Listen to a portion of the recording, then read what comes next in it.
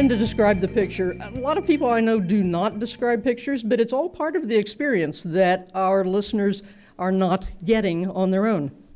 So describing pictures can be very helpful. We're not going to describe every picture. Maybe in certain books, maybe you would want to, but in newspapers and magazines, you won't describe everything. You have to choose which ones that you want to do. But we do want you to describe some pictures as you go. Also, frankly, for the local newspapers, sometimes they're a little shy on content, and describing the pictures is really necessary to fill out your hour or your half hour. This is a quote that I found in a book on audio description. It's just that my eyes don't work, my brain is perfectly intact. Let me think for myself. So the point's less is more. Don't talk about something that's not needed. Again, we're not doing this for a museum. We're doing this for a newspaper, and today's paper. So there may be things in there that really aren't necessary to convey the meaning to our listeners.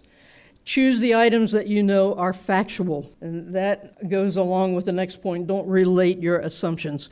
If you are reading about a little boy, don't say that the little boy is happy. You don't know if he's happy or not. You do know that he has a broad grin on his face. So say he has a broad grin on his face. That is what caused you to think the boy was happy. Let the listener make that same call. Oh, he's got a grin on his face. He must be happy about something. Be specific. I got an example that will show how specificity can really improve the quality of what you are trying to convey to the listener, and that's a little bit farther on. A couple of points: use present tense, active voice, simple, clear language. In our case, aimed for a broad audience. We've got people from teenagers or even younger through centenarians. Centenarians, is that right? Anyway, we got a whole range of people. Different socioeconomic backgrounds, all sorts of things. It's a broad audience, so be simple in your selection of words. Don't use cadence for a teenager unless you're reading a teens magazine. Avoid we see. The book I was reading very specifically said, don't say we see all of the time. So every picture shouldn't be, we see a scene of da-da-da-da-da-da. Of course, we're seeing it. Just describe it.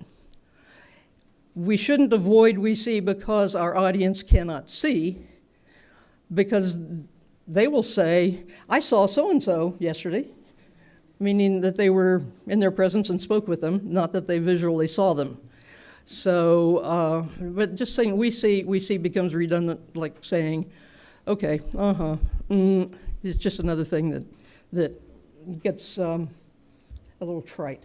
A recommended sequence of describing, and sometimes you might need to do it a little differently, that's fine, but in general, start with when and where. If you know the time of day, then say it's morning, or it's day, or it's night.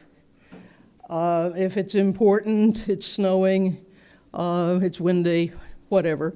We're in the city, we're in the country. So just some obvious, quick setting points.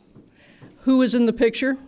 Again, choose what is important for your story, but you might say that these are elderly people. You shouldn't say they're in their 60s. You have no idea how old they really are unless the article said. Don't say that interesting point, they said, don't say someone is African American unless you know they're African American, because they might not be. They might be Jamaican, they might be African. And someone may appear to be Caucasian and then they're Hispanic. So don't make generalizations like that unless you know from the article or the caption what the situation is. You can describe their skin color, or if it's not important, you can just not mention it.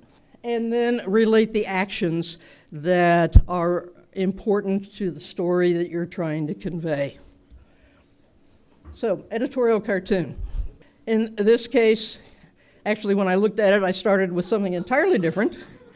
because I started with saying that the editorial cartoon today, which is drawn by Michael Ramirez of Creator Syndicate, give attribution, is a takeoff on an old Peanuts cartoon where Lucy would hold the football for Charlie Brown and then always pull it away at the end. In this case, it is Kim Jong-un, who is dressed like Lucy down on one knee on a lush grass football field, holding a football as for a field goal kicker, and he turns around over his shoulder and then read what he is saying.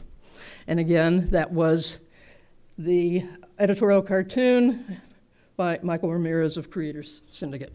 Garfield. Okay. In Garfield today, John is holding a book, and he is pointing up like he is making a point. He's pointing towards the ceiling. He's got a half smile on his face, and he's speaking to Garfield and says, "I'm going to read a book a day." Next, he opens the book and looks at it. His eyes get big and says, "Wow, this is a long, maybe a book a week." Garfield has not moved a whisker. John then takes the book, tosses it over his shoulder, and says, "Oh, forget it. I'll go see a movie based on a book." Garfield, still not moving a whisker, says, "Or just watch the trailer." Okay, this is an example of a picture that accompanies a story. Now, you have to read the story to know if, in this case, much of what's in the caption is already in the story, so I'll just use elements out of it to set up the picture, but not read the caption. Accompanying this article is a picture that is taken, now I know from the story that it was in Liberty Park at the Capitol, so I would say it's taken at Liberty Park at the Georgia State Capitol. A bit of the Capitol building and the Liberty Bell there are visible in the picture. Andrew Flake, who's wearing a gray jacket, a dress shirt with a t-shirt over it, which you might or might not want to include, is looking out, and he is, I know that he's talking about whatever. There are a group of people behind and around him who are holding placards for Greenhaven and whatever. So just enough to convey what it is without going into a lot of detail. In this particular case, the picture was the story. It was in the AJC county by county section, and the only thing for Midtown was this picture and this caption. So whether you describe the picture first or read the text first or the other way around, I really don't care. But I would do both in this case. And I would describe the picture part by saying that a woman is on a stairway outdoors outside a building. She is in a jacket that's zipped up. She has a backpack with an umbrella, a headband. She's adjusting her headphones, and I'd read the caption. When you're doing cartoons and doing pictures, you need to give the credit to the photographer just like you give the credit to the author of the article. Okay, this is a picture that was in the paper this week after the tornadoes. We have a picture that is taken inside a high school gymnasium.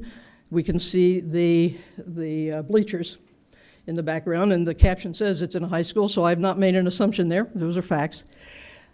Governor Kemp is there. He's dressed in a casual shirt, vest, and baseball cap, and he is meeting with citizens after the press conference. I know that. Without reading the caption to everybody in detail, I know that from the caption. Question is, do I say that these are dark-skinned or black, or I don't say they're African-American because I can assume that, but I don't know that. But the better question to me is, does it matter? They're citizens. They're people. They're either aid workers or they're people who've been affected by the storm.